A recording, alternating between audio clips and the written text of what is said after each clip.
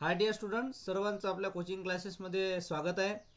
आता सर्व विद्यार्थी हे जे आहे फायनल इयरला गेलेले आहे. सर्वच्या सर्व विद्यार्थी जे आहेत पॉलिटेक्निकचे ते आता सध्या फायनल इयरला पोचले है ना. आणि फायनल इयरला पोचल्यानंतर प्रत्येकाला माहीत आहे की फायनल इयरमध्ये पर्सेंटेजचं किती महत्त्व असते. प्रत्येकजण हा पर्सेंटेजसाठी स्टडी करत असतो, अभ्यास करत असतो. कारण त्याला माहीत आहे की जेव्हा तो इंजिनिअरिंगमध्ये जाणार किंवा जर तो कॉम्पिटिटिव्हमध्ये जाणार किंवा कंपनीमध्ये जाणार तर त्याला माहीत आहे की त्याच्यासाठी किती महत्त्वाचं काम करते पर्सेंटेज. म्हणून माझं असं मत आहे की तुम्ही आता फायनल इयरमध्ये आला तर फक्त पासिंगसाठी स्टडी करू नका. पासिंगसाठी स्टडी करायचा नाही तर तुम्हाला पर्सेंटेज घ्यायचे आहे. कारण पासिंगसाठी तर प्रत्येक विद्यार्थी हा पास होऊनच राहिला है ना. प्रत्येक विद्यार्थी हा पासिंग तर होऊनच राहिला, प्रत्येकजण पर्सेंटेज घेऊन राहिला. परंतु तुम्हाला माहीत आहे की जर समजा गव्हर्नमेंट कॉलेज पाहिजे असेल तर तुम्हाला माहीत आहे की अबाउट 90 और कुठे कुठे तर 95 इतका कट ऑफ चालते. तर विचार करा 95 आणि 90 अबाव घेण्यासाठी तुम्हाला किती मेहनत करावी लागते. आता एवढं तर माहिती आहे मला की जे फायनल इयरचे विद्यार्थी असतात ते सेल्फ स्टडी करतात, ठीक आहे. परंतु सेल्फ स्टडी तुम्ही समजा 60 मार्क्सची सेल्फ स्टडी करून राहिले, पण जर समजा तुम्हाला जर समजा ॲडिशन 30 मार्क्स जर समजा कोचिंग क्लासनी येत असेल किंवा रेग्युलर स्टडी करून येत असेल तर तुमचे इथे 90 मार्क्स बनून राहिले, ठीक आहे. मग जो नॉर्मल विद्यार्थी आहे त्याच्यापेक्षा तुम्ही एक स्टेप पुढे चालले, एक स्टेप म्हणजे 30 मार्क्स पुढे चालले. आणि कोचिंग क्लास म्हणजे क्लास जर समजा तुम्ही रेग्युलर केला तर ऑब्वियसली तुमचे पर्सेंटेज वाढून राहिले, ठीक आहे. तर आता या सेमिस्टरमध्ये CO आणि IT ब्रांच, ठीक आहे, 5th सेम पॉलीचे स्टुडंट, ठीक आहे, MSBT बोर्डचे पॉलीचे स्टुडंट MSBT बोर्डचे करतात काय तर अधिकांश विद्यार्थी काही विषयाची ट्युशन लावतात. आता याच्यामध्ये दोन विषय आहे, एक आहे ऑपरेटिंग सिस्टीम, एक आहे ऑपरेटिंग सिस्टीम आणि दुसरा जो विषय आहे तो आहे तुमचा advance Java programming, advance Java programming, ठीक आहे. हे दोन विषय तुमचे आहे की जे विद्यार्थी याची क्लास लावतात, ठीक आहे. आता ते प्रत्येकाची आपापली चॉईस आहे कशा प्रकारे क्लास लावतात, त्याचा काही प्रॉब्लेम नाही. तर या दोन्ही विषयाचं क्लास लावणं अत्यंत गरजेचं आहे. दोन्ही विषयाची जर तुम्ही क्लास लावली तर याचा बेनिफिट तुम्हाला आहे, फायदा आहे, ठीक आहे.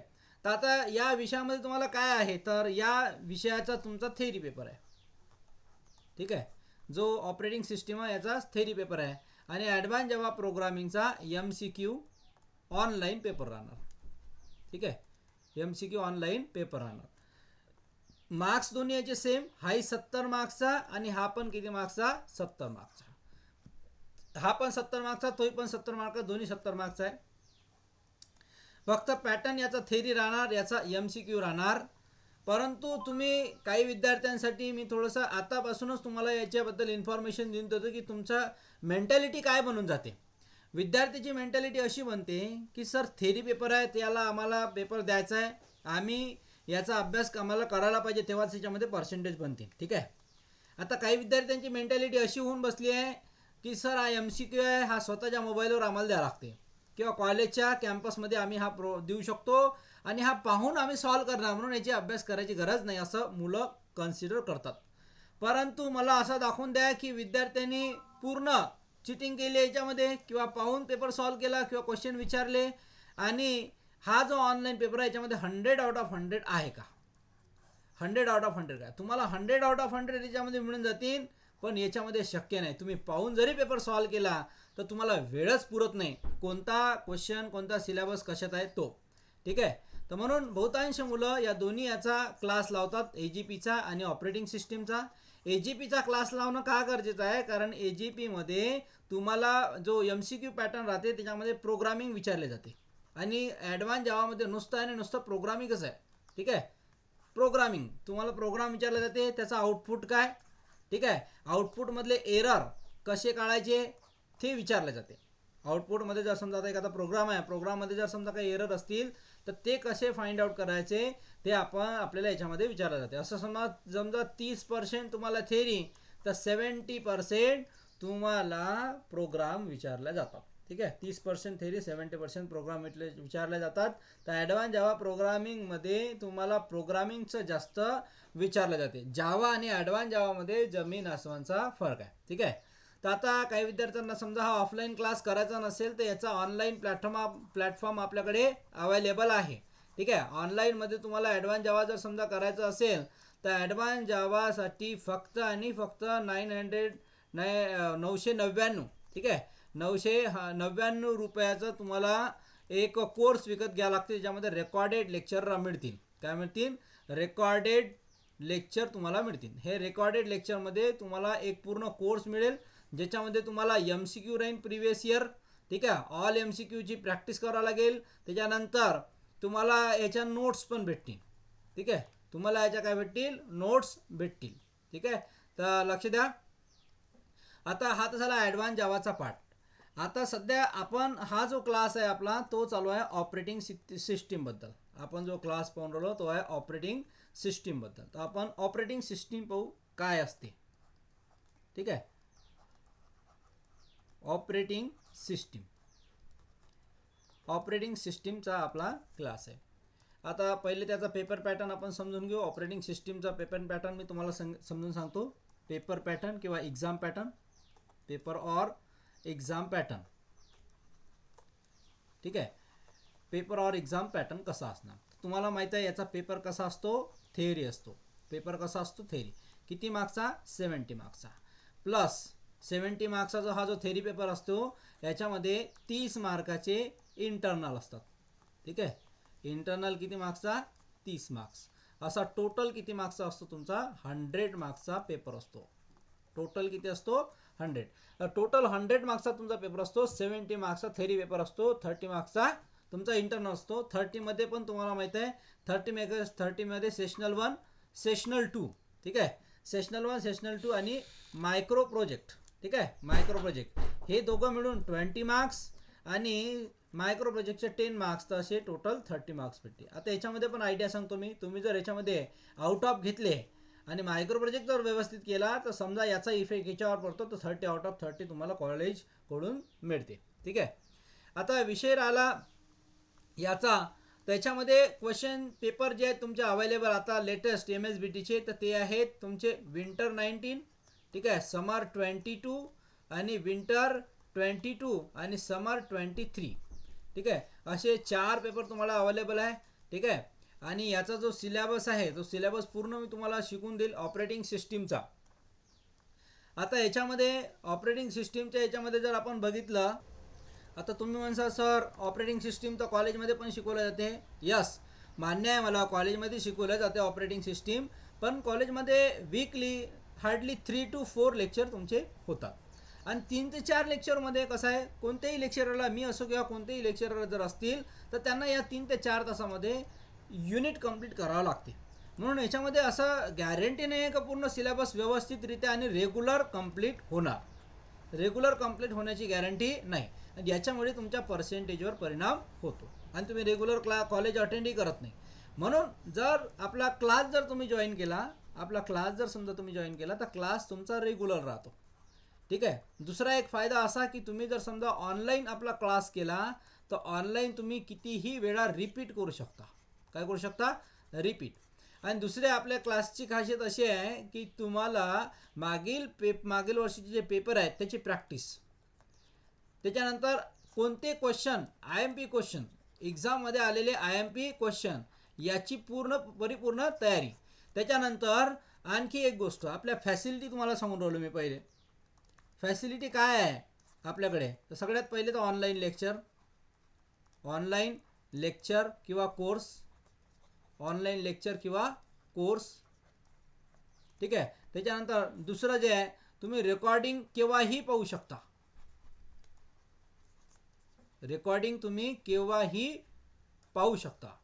जेव्हा वाटलं तेव्हा.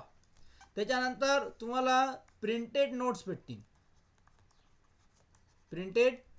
भेटतील किंवा इन PDF फॉर्मॅट.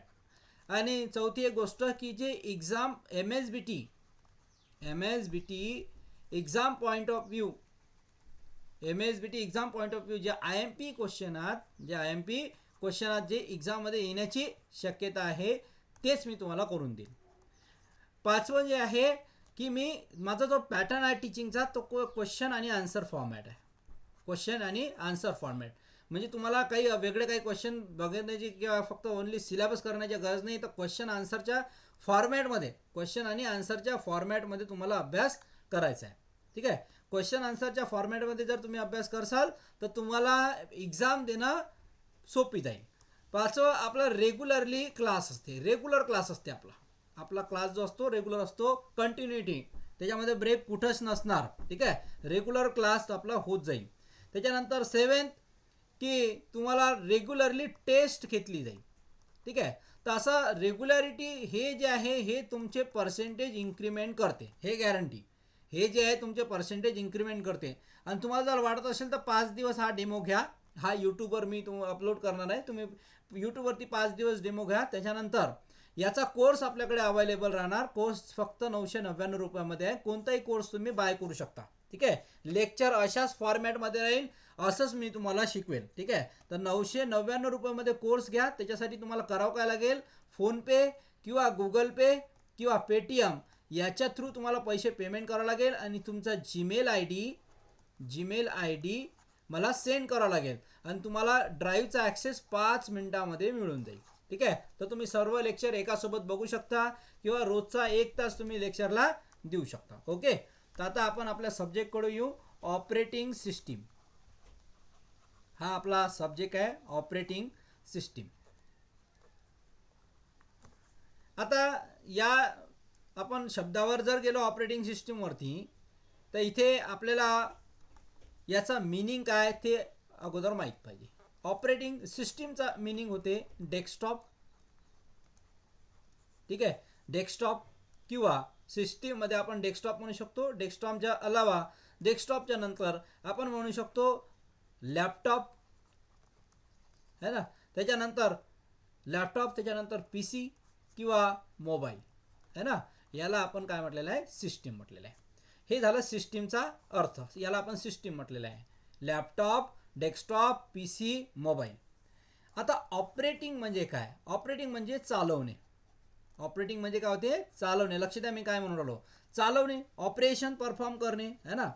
मग जे laptop, desktop, P C, mobile चालवण्याकरिता वापरले जाते त्यालाच आपण ओ एस म्हणतो.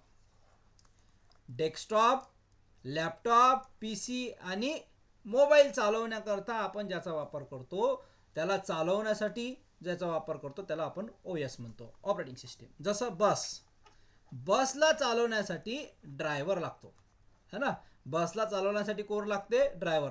जर बसमध्ये ड्रायव्हरच नसेल तर बस चालणार का, नाही. जो ड्रायव्हर असतो गाडी चालक आपण म्हणतो त्याला है ना. तर ओ एस काय आहे, चालक आहे.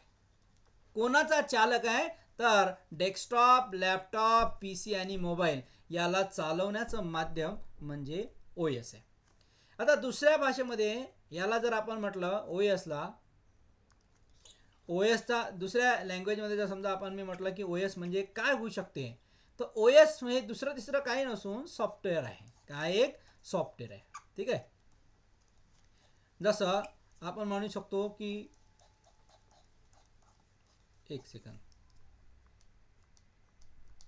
हे ऑपरेटिंग सिस्टीम याला आपण म्हटलेलं आहे की हा एक, याला ऑपरेटिंग सिस्टीमला दुसरं एक नाव आहे रिसोर्स मॅनेजर.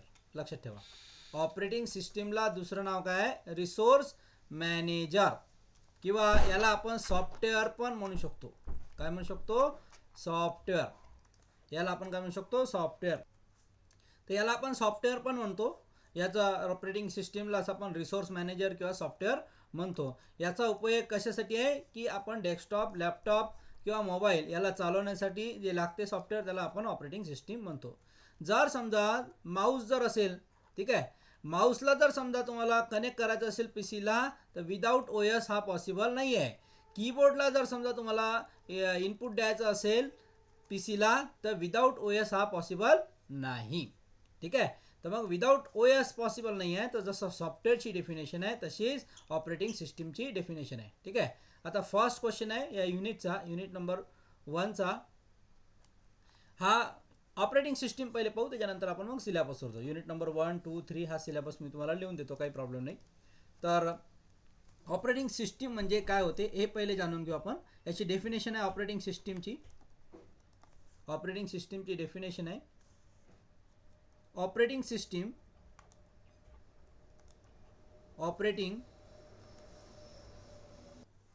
तर ऑपरेटिंग सिस्टीमची डेफिनेशन काय म्हटलं, याची डेफिनेशन अशा प्रकारे आहे. ऑपरेटिंग सिस्टीमची डेफिनेशन जर पाहिली, operating system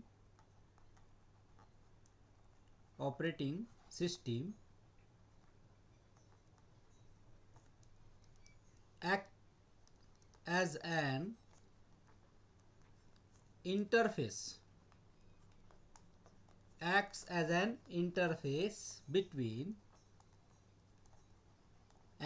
an interface between user and hardware. Acts an interface between user and hardware of computers. User and hardwares of computers. आता हा जो इंटरफेस आहे, बिटवीन युजर अँड हार्डवेअर, याचा तुम्हाला माहित आहे की सॉफ्टवेअरची डेफिनेशन आणि हे डेफिनेशन सेम आहे ना. सॉफ्टवेअर आणि ही डेफिनेशन सेम आहे. आता तुम्हाला माहित आहे की एखादा सॉफ्टवेअर असेल, समजा आता आपण म्हटलेलं आहे की एखादा प्रिंटर फाईल आहे आपल्याकडे. ठीक आहे. याचं ॲप्लिकेशन आहे, प्रिंटरचं ॲप्लिकेशन आहे. याला समजा HP प्रिंटर आहे आणि त्याचं ॲप्लिकेशन आहे. मग हा तुमच्या डेस्कटॉपवरती आहे आणि तुम्हाला जर समजा याच्यापासून प्रिंट पाहिजे असेल, ठीक आहे, तर तुम्ही झाले युजर. तुम्ही काय झाले युजर. ठीक आहे. याच्यामधून जर प्रिंट पाहिजे असेल तर युजर काय करणार, या प्रिंटरवरती क्लिक करेल आणि प्रिंटरवरती क्लिक केल्यानंतर मग तुम्हाला याच्यामधून, या प्रिंटरमधून, हा तुमचा काय प्रिंटर आहे, या प्रिंटरमधून मग तुम्हाला काय मिळेल, याची हार्ड कॉपी. तर मग हा काय झाला, हा जो प्रिंटर आहे हा प्रिंटर झाला हार्डवेअर. मग या प्रिंटरला काम करण्यासाठी आपण इथून कमांड देतो. तर या इथून कमांड देतो म्हणजे सॉफ्टवेअरमधून कमांड करतो. तो सॉफ्टवेअर ज्याच्यामध्ये काम करून राहिला त्याला आपण ऑपरेटिंग सिस्टीम म्हटलेलं आहे. ऑपरेटिंग सिस्टीम याला आपण रिसोर्स मॅनेजर पण म्हणतो. ऑपरेटिंग सिस्टीमला काय म्हणतो आपण, रिसोर्स मॅनेजर सुद्धा म्हणतो. ठीक आहे. तर मग युजर म्हणजे आपण आणि हार्डवेअर याला चालवण्यासाठी जे सॉफ्टवेअर लागते त्यालाच आपण ऑपरेटिंग सिस्टीम सुद्धा म्हणतो. आणि यालाच आपण म्हटलेलं आहे इंटरफेस. याला काय म्हटलेलं आहे, interface between the user and hardware. आता याची एक्झाम्पल पाहू आपण, की तुम्हाला माहीत असेल की ऑपरेटिंग सिस्टीम कोणत्या कोणत्या प्रकारच्या आहे ना. तर ऑपरेटिंग सिस्टीम तुम्हाला माहिती आहे, प्रचलित ऑपरेटिंग सिस्टीम मोबाईलसाठी जी आहे ते कोणते आहे, अँड्रॉइड ऑपरेटिंग सिस्टीम आहे. कोणते आहे, अँड्रॉइड ऑपरेटिंग सिस्टीम. जसे की पहिले आहे अँड्रॉइड ऑपरेटिंग सिस्टीम. त्याच्यानंतर आहे विंडोज, हे लॅपटॉपसाठी किंवा डेस्कटॉपसाठी.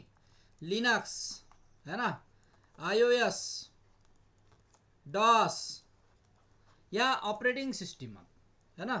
या ऑपरेटिंग सिस्टीमात ज्या वेगवेगळ्या टाईप्सच्या, ज्या वेगवेगळ्या प्लॅटफॉर्म फॉलो करतात त्याला आपण ऑपरेटिंग सिस्टीम म्हणतो.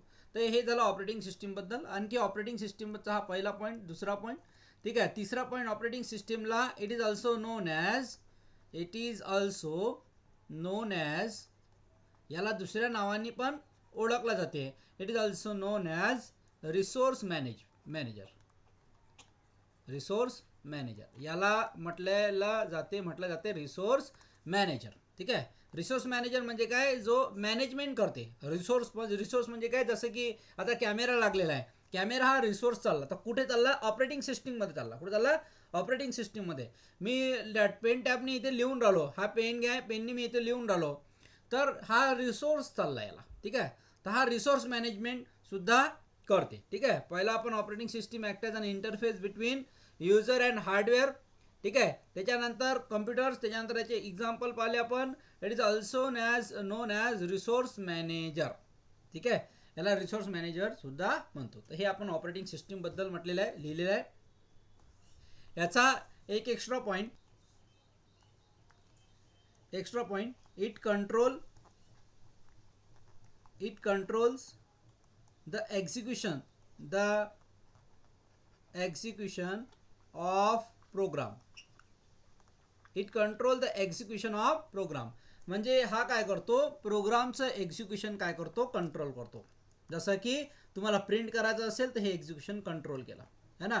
तुम्हाला एखादं ॲप्लिकेशन गेम खेळायचं असेल तर त्याचं एक्झिक्युशन, गेमचा पहिला स्टेज, दुसरा स्टेज, तिसरा स्टेज, चौथा स्टेज, पाचवा स्टेज, या जे स्टेजेस आहेत हे एक्झिक्युशन कंट्रोल कोण करते, ऑपरेटिंग सिस्टीम करते. तर हा आपला विषय आहे. आणि याच्यासाठी जर समजा तुम्हाला क्वेश्चन जर पाहिजे असेल तर क्वेश्चन येईल, what is operating system, what is operating system and give its example,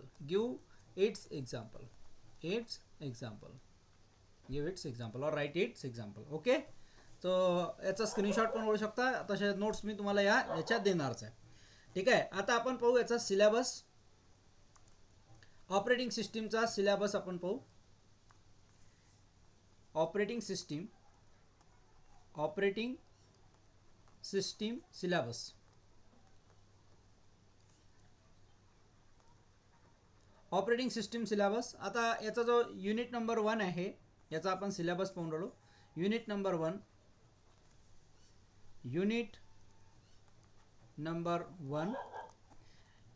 तो आहे overview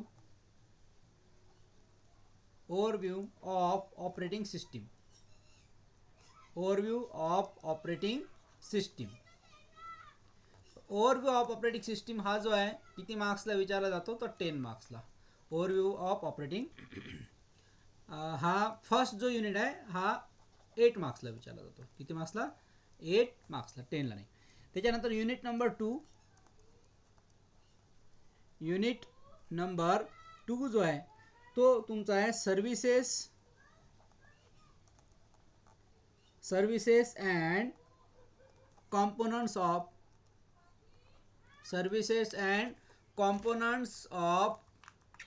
operating system.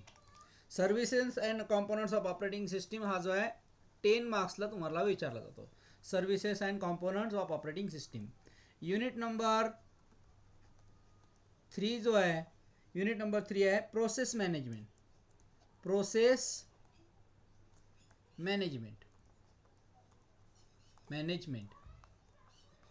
Unit number 3 आहे प्रोसेस मॅनेजमेंट. हा 14 मार्क्सला तुम्हाला एक्झामला विचारला जाते. युनिट नंबर 4, ठीक आहे, युनिट नंबर 4 जो आहे तो आहे CPU scheduling and algorithm. CPU scheduling and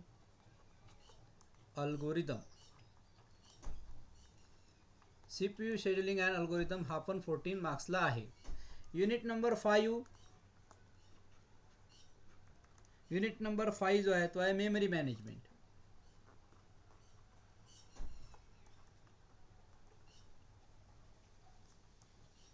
unit number 5 जो आहे तो काय, मेमरी मॅनेजमेंट, तो पण 14 मार्क्सला आहे. ठीक आहे. Last unit number 6. Unit number 6 जो आहे त्याला आपण फाईल मॅनेजमेंट म्हटलेलं आहे. काय म्हटलेलं आहे, फाईल मॅनेजमेंट. युनिट नंबर 6 जो आहे तो आहे फाईल मॅनेजमेंट आणि तो आहे 10 मार्क्सला.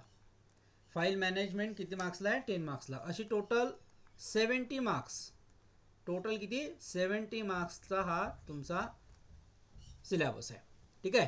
तर याच्यामध्ये आता काय काय पाहणार आहे एकदा मी रिपीट करतो. याच्यातले 3 युनिट महत्वाचे आहे. कोणते, 14 मार्क्सचे. ठीक आहे. तर तिसऱ्यामध्ये पण थोडेसे न्यूमेरिकल आहे. याच्यामध्ये टोटली न्यूमेरिकल आहे. ह्या 14 मार्क्सचं टोटली न्यूमेरिकल आहे. याच्यामध्ये पण थोडेसे न्यूमेरिकल आहे. आणि हा जो लास्टवाला जो युनिट आहे तो छोटासा युनिट आहे. ठीक आहे. हा 10 मार्क्सचा युनिट आहे, छोटा युनिट आहे, फाईल मॅनेजमेंट. ठीक आहे. आता थोडंसं ओव्हरऑली आपण याच्यात काय काय करणार आहोत ते जाणून घेऊ. त्याच्यानंतर नेक्स्ट पुढे जाऊ आपण. तर लक्ष द्या. ओव्हरव्ह्यू ऑफ ऑपरेटिंग सिस्टीम, याच्यामध्ये आपण पाहणार आहे ऑपरेटिंग सिस्टीम काय असते, याचे किती प्रकार असते. ठीक आहे. नंतर features of operating system, advantages of operating system आहे ना, याच्या बऱ्याचशा गोष्टी आहेत ऑपरेटिंग सिस्टीमच्या ज्या आपण पाहणार आहोत. Different types of operating system, command line based operating system, हे टोटल सगळं याच्यामध्ये आपण पाहणार आहोत. त्याच्यानंतर services and component of operating system, list of the operating system, component of operating system, त्याचं एक्सप्लेनेशन आपण याच्यात पाहणार. Process management. प्रोसेस मॅनेजमेंट म्हणजे असा की जेव्हा एखादं ॲप्लिकेशन आपण रन करतो, इन्स्टॉल करतो, त्याच्या प्रोसेसिंग चालताना त्याला मेमरी लागते आहे ना. तर हे प्रोसेस कशा प्रकारे होते आणि हे याचं मॅनेजमेंट ऑपरेटिंग सिस्टीम कसं करते ते आपण पाहू. CPU शेड्युलिंग अँड अल्गोरिदम, याच्यामध्ये पूर्ण टोटली न्यूमेरिकल्स आहेत. ठीक आहे, जे तुम्हाला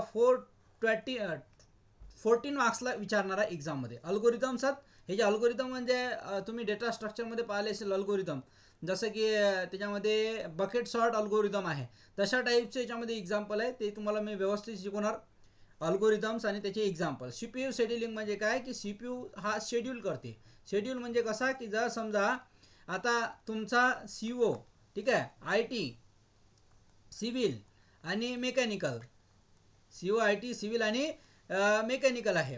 आता या ज्या सिव्हिल, मेकॅनिकल आणि इलेक्ट्रिकल या ज्या ब्रांच आहे, याचं ॲडमिशन समजा कॉलेजमध्ये करायचं असेल तर मग काय करते, कॉलेजवाले शेड्यूल करतात. या 8 तारखेला तुम्ही या, 9 तारखेला तुम्ही, 10 तारखेला तुम्ही या, 11 तारखेला तुम्ही आणि 12 तारखेला तुम्ही. मग हे जे काय केलं, या ब्रांचचं शेड्युलिंग केलं, याच्यामुळे काय होते की गर्दी होणार नाही ते आहे ना, आणि शेड्युलिंग व्यवस्थित होईल, सर्वांचे ॲडमिशन व्यवस्थित होईल. काही त्रुटी असेल तर आपण बरोबर करू शकतो. हे कॉलेज मॅनेजमेंट आहे.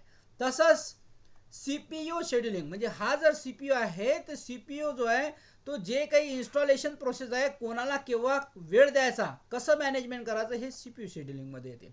ठीक आहे, आणि याच्यासाठी कोणते कोणते अल्गोरिदम लागतात शेड्यूल करण्यासाठी, ते आपण या युनिट नंबर 4 मध्ये पाहणार आहे. युनिट नंबर 5 मध्ये काय पाहणार आहे, मेमरी मॅनेजमेंट. आता आपण तर हे CPU शेड्युलिंग पाहिलं म्हणजे कोणाला कोणता स्लॉट भेटते. मेमरी म्हणजे काय की या ऑपरेटिंग सिस्टीममध्ये मेमरी येते. मेमरीचा अर्थ असा की जेव्हा आपण इन्स्टॉलेशन करतो किंवा अनइन्स्टॉल करतो तेव्हा ड्राईव्ह आपले बनले जातात. C drive, D drive, E drive आहे ना, F ड्राईव्ह, हे ड्राईव्ह बनले जातात. तर हे जे ड्राईव्ह बनले जातात, हे ड्राईव्हचा अर्थ काय होऊन राहिला की हा मेमरी देऊन राहिला. काय देऊन राहिला, मेमरी तुमच्यासाठी देऊन राहिला. मग हा मेमरी मॅनेज कसा करून राहिला, याला 250, ठीक आहे, याला 200 GB, ठीक आहे, याला 300 GB, याला 500 GB. हे जे मेमरी मॅनेज कसं होऊन राहिलं, तर हे ऑपरेटिंग सिस्टीममध्ये मेमरी मॅनेजमेंट करते. लास्ट आहे फाईल मॅनेजमेंट. फाईल्स म्हणजे आपण जे व्हिडिओ है ना, ऑडिओ व्हिडिओ फाईल्स, या ज्या फाईल्स आहेत आपल्या एका याच्यामध्ये आपण सेव्ह करतो आणि केव्हाही वाटलं जेव्हा वाटलं तेव्हा ते आपण ओपन करू शकतो, पाहू शकतो. तर हे सगळं कोणामुळे होऊ शकते, तर हे फाईल मॅनेजमेंटमध्ये होऊ शकते. फाईल मॅनेजमेंट ऑपरेटिंग सिस्टीमचा हा एक पार्ट आहे जो फाईलला मॅनेज करते. फाईलला कुठे ठेवायचं, किती याला स्पेस लागेल है ना, केव्हा ओपन केली, या सर्व गोष्टीचं जे मॅनेजमेंट आहे ते फाईल मॅनेजमेंटमध्ये आपण पाहणार आहोत. तर आपण हा ऑपरेटिंग सिस्टीमचा सिलेबस आजच्या क्लासमध्ये पाहिला. ठीक आहे, तर सर्वांना एकच विनंती आहे की तुम्ही या वर्षीचा जो रिझल्ट आहे, या सेमिस्टरचा जो रिझल्ट आहे तो चांगला लावा. सर्वांना स्कोअर पडले पाहिजे, स्कोअर झाला पाहिजे. तो जर स्कोअर झाला तर तुमच्यासाठी फायनल इयर हे सक्सेस होणार. कारण तुम्हाला माहीत आहे 5th आणि 6th हे सर्वात महत्त्वाचं असते. 5th आणि 6th जो आहे तो सर्वात महत्त्वाचा आहे. हे तुमचं फायनल इयर आहे आणि याच्यामध्ये ऑब्वियसली असे सब्जेक्ट तुमचे थेरॉटिकल असेल तर याच्यामध्ये जर तुम्हाला 95 अबाव मार्क्स मिळले किंवा 90 अबाव मार्क्स मिळले तर तुमच्यासाठी तुमचे पर्सेंटेज ऑटोमॅटिकली ग्रो अप होऊन जाते, वाढतात, इन्क्रीज होतात आणि फायद्याची गोष्ट आहे. ठीक आहे, तर आता हा जो कोर्स आहे लाईव्ह पण तुम्ही येऊ शकता, ऑनलाईन लाईव्ह क्लास पण तुम्ही जॉईन करू शकता. जर तुम्हाला वेळ असेल तर ऑनलाईन क्लास करू शकता किंवा ऑनलाईन कोर्स अवेलेबल आहे आपल्याकडे, तर ऑनलाईन कोर्स तुम्ही करू शकता. ऑनलाईन लाईव्ह क्लास जो आहे तो 2000 रुपयाला तुम्हाला भेटून जाईल आणि कोर्स जो आहे तो 999 रुपयाला तुम्हाला भेटून जाईल. ठीक आहे, तर तुम्हाला कोर्स करायचा असेल तर कोर्स करा, लाईव्ह क्लास करायचा असेल तर लाईव्ह क्लास करा, काही प्रॉब्लेम नाही. तुम्हाला जर समजा ऑफलाईन बॅच पाहिजे असेल तर ऑफलाईन बॅच जे आहे, ऑफलाईन बॅचचे 3000 रुपीज तुम्हाला फीस पडणार ऑफलाईन बॅचची. ठीक आहे, जर ऑफलाईन करायचं असेल तर 3000. ठीक आहे, ऑनलाईन कोर्स करायचा असेल तर ऑनलाईन कोर्स म्हणजे रेकॉर्डिंग लेक्चर्स, आणि लाईव्ह जर आता मी जसं शिकून राहिलो तसंच लाईव्हमध्ये तुम्ही राहाल म्हणजे क्वेश्चन तुमचे डाऊट विचारू शकता, तर त्याचे तुम्हाला 2000 रुपये कोर्स लागेल. ठीक आहे, तर हा आज आपण ओव्हरऑल सिलेबस पाहिला की ऑपरेटिंग सिस्टीममध्ये कोणता कोणता सिलेबस येते, काय काय येते. नेक्स्ट क्लासमध्ये आपण पाहणार ऑपरेटिंग सिस्टीमचा युनिट नंबर 1, ज्याला म्हटलेलं आहे ओव्हरव्ह्यू ऑफ ऑपरेटिंग सिस्टीम, 8 मार्क्सचा. ठीक आहे. आता याच्यामध्ये तुमचा एक मोस्ट इम्पॉर्टंट पार्ट असा आहे की तुमची थेअरी तुम्ही कुठून लिहिता. ठीक आहे. थेअरी म्हणजे तुमच्या नोट्स आल्या, ह्या नोट्स लय महत्त्वाच्या आहे. नोट्स जर तुमच्या व्यवस्थित नसेल तर तुमचे मार्क्स अप व्हायचे तर डाऊन होतात, म्हणजे कमी होतात. म्हणून किती लिहायचं, कुठून लिहायचं, कोणते कंटेंट लिहायचे, वेगवेगळे बुक्स याचे अवेलेबल असतात. तर प्रत्येकाची बुक रिडिंग वेगळी असते, लँग्वेज पण वेगळी वेगळी असते. ठीक आहे. तर मी माझ्या भाषेमध्ये तुम्हाला ऑपरेटिंग सिस्टीमचं नॉलेज देणार. ऑपरेटिंग सिस्टीमचा फायनल एक्झामपर्यंत तुमचं पूर्ण कोर्स व्यवस्थित सिलेबस कंप्लीट करून देणार विथ द न्यूमेरिकल प्रॅक्टिस. आता जर समजा कोणाला अटेंड करायचं असेल क्लास तर तुम्ही कॉल करू शकता. मी नंबर अगोदर दिलेला आहे. माझा नंबर आहे 9623188460. ठीक आहे. याच्यावरती तुम्ही कॉल करू शकता आणि इन्क्वायरी करू शकता जर तुम्हाला काही क्वेरी असेल, काही प्रॉब्लेम असेल तर. ठीक आहे. बाकीचं आपण नेक्स्ट क्लासमध्ये कंटिन्यू करू.